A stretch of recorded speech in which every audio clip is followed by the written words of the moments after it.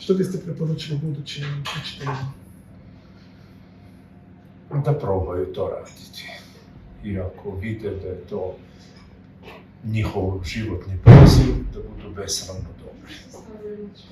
Znači, učiti, pripremati se, da se toj generaciji, tim generacijama koje dolaze, pruži stalno nešto novo, jer svijet nije na starome. Znači, jedino je mijenja stalno sada i učenje je nešto što će biti ne samo za učenika, nego i za učitelja stalno.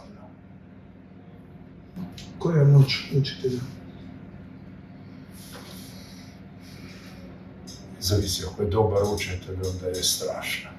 Ne pričamo koja je moć prvog učitelja, koji je promijenio svijet. Znači, nevjerovatno. Praktički učitelj ima sposobnost sebe klonirati ako je dobar u bezbroj dobrih osoba.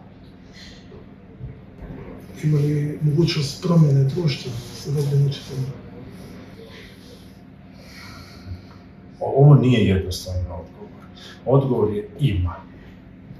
Na duge staze i društvo se može promijeniti. Nekad se doslovce smatralo da seoski učitelj i škola u selu mijenja selo.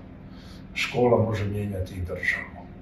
Škola može mijenjati, učitelj može mijenjati svijet.